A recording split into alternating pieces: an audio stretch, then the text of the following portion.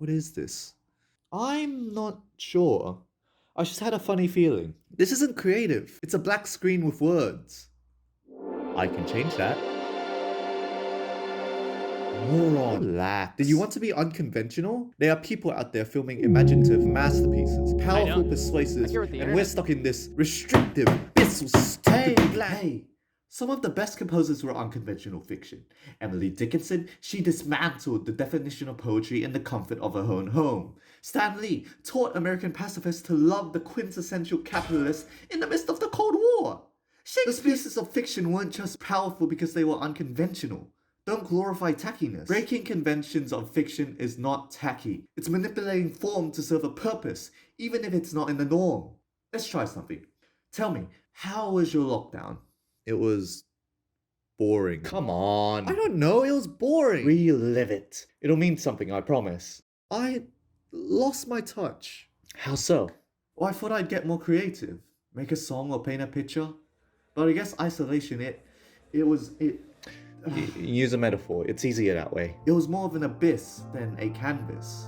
I couldn't feel anything. Add some fancy rhetoric. Not without the small interactions. Not within the stifling confines of my room. Not without an audience. Pure stress. I guess. Yes! Rhyme it! 3 months of a wealth of stress. I confess it haunts my health. Bring back the motif! The complete deprivation of community. It was just boring. Brilliant! Doesn't that feel better?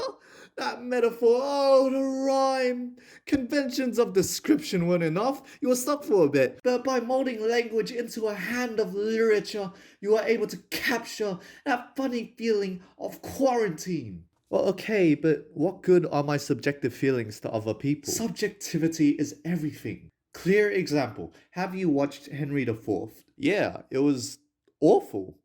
A history play, but far from non-fiction. I mean, it's true that Henry IV's rule was controversial and Hotspur rebelled against the king. But the real Richard II wasn't killed, he died of sickness. And Henry V wasn't riotous, he was just another ruler. Honestly, that play is the last place you should go for a Lancaster history lesson. Well, it wasn't an educational play. He made it to entertain. By breaking conventions and injecting theatrical artifice into history, he captured his funny feeling, his zeitgeist. But that's an archaic emotion. We couldn't possibly relate to Shakespeare. Exactly. In this mimesis of life, the play grasped this Elizabethan emotion sensation of filial duty, this recent Machiavellian power seeping into every crevice of Shakespeare's context. That's not something you can capture today. What with how much the world has changed?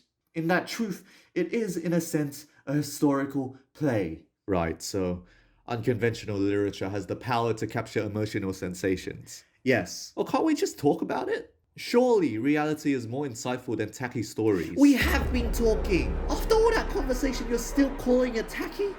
This form is unconventional. I know, and I don't get it.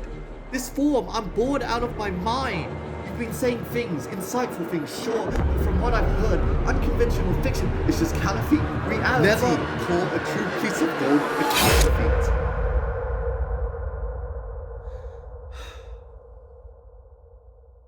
It's nice. 2 bodiless voices talking about fiction in the abyss, a deep quiet. Can you feel it? This black screen, it's a lack of convention. A canvas upon which the mind can erupt into stars of insight, universes of stories, lockdown boredom, Shakespeare's literary power. Unconventional fiction is a discursive revolving around that funny feeling that you can't capture through conversation, through reality. I'll stop talking now. Just watch.